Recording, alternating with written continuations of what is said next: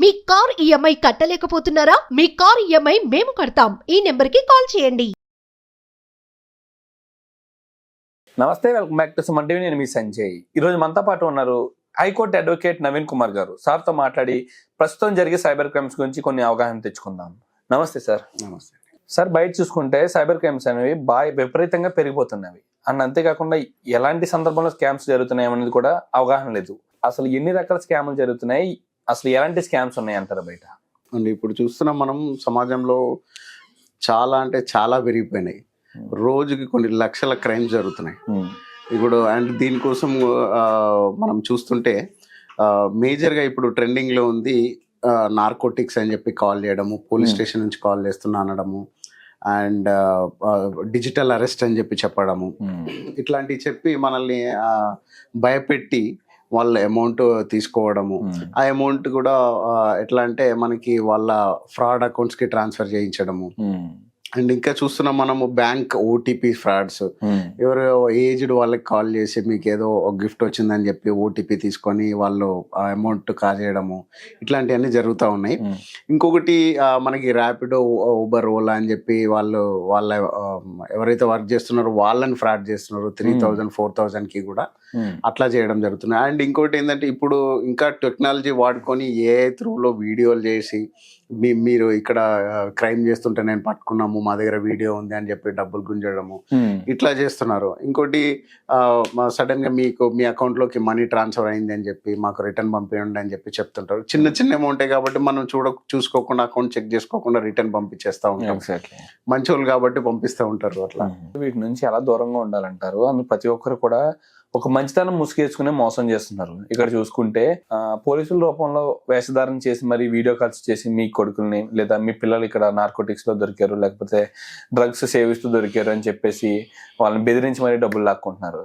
మంచితనంగా నటిస్తూ మీ అబ్బాయిని తప్పిస్తాం, మీ అబ్బాయి మంచోళ్ళగా కనిపిస్తున్నాడు, ఈ నలుగురిలో కలిసి అందరికీ శిక్ష పడే అవకాశాలు ఉన్నాయి, కోర్టులు తీసుకెళ్లే అవకాశం ఉంది, మీ అబ్బాయి జీవితం నాశనం అయిపోయే అవకాశం ఉందని చెప్పేసి మంచి మంచి మాటలు చెప్పి మీ మంచి కోసం చెప్పిన ఒక 50,000 ఖర్చు పట్టింది తప్పించేస్తామని చెప్పేసి డబ్బులు వసూలు చేస్తున్నారు. మనం ముఖ్యంగా చూసుకున్నప్పుడే మనం ఎప్పుడు కూడా చాలా మంది డిజిటల్ అరెస్ట్ కానీ ఇది అన్ని చూసినప్పుడు మనము చాలా కేర్ఫుల్ గా ఉండాలి. ఇప్పుడు ఇట్లా మీకు కాల్ వచ్చింది అనుకోండి, మీ కొడుకు అరెస్ట్ అయింది కానీ ఇంకా మీ ఎవరో ఇంకా మీ రిలేటివ్ ఎవరన్నా మా స్టేషన్ లో ఉన్నారని అట్లా పోలీస్ డ్రెస్ వేసుకొని వాళ్ళు కాల్ చేశారు. చేసినప్పుడు మనం ఏం చేయాలంటే ఫస్ట్ అతను ఎవరైతే వాళ్ళ అబ్బాయే కానీ వాళ్ళ రిలేటివే కానీ ఫస్ట్ అతనికి కాల్ చేసి అసలు జరిగింది ఏంటి అనేది వాళ్ళు తెలుసుకోవాలి. ఇప్పుడు మనం నార్మల్ గా ఏంటంటే అక్కడ ఎమోషనల్ అయిపోయి సరే అని చెప్పి మనం అమౌంట్ కొట్టడం జరుగుతుంది. అట్లా ఎప్పుడు చేయొద్దు. అంటే ఇది ట్రెండింగ్ లో ఉంది. వీళ్ళు ఏం చేస్తున్నారంటే సైబర్ ఫ్రాడ్స్ కొత్త దారులు వెతుక్కుంటున్నారు.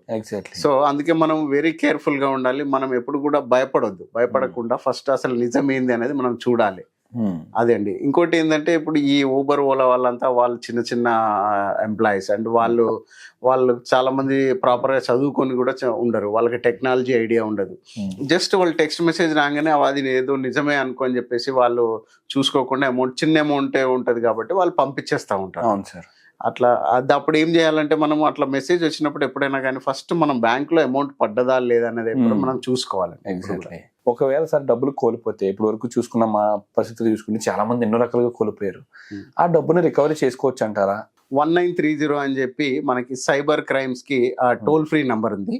మనము ఇమ్మీడియట్ గా వాళ్ళకి కాల్ చేసి ఇన్ఫార్మ్ చేసి దాని తర్వాత మనకు ఒక రిఫరెన్స్ నెంబర్ ఇస్తారు. దాని త్రూలో మనం లోకల్ పోలీస్ కానీ local cyber crime station approach అయితే వాళ్ళు ఇమ్మీడియట్ గా 12 hours లోపల అయితే వాళ్ళు ఏం చేస్తారంటే మీ అమౌంట్ మీకు వచ్చే ఛాన్సెస్ చాలా ఎక్కువ ఉన్నాయి.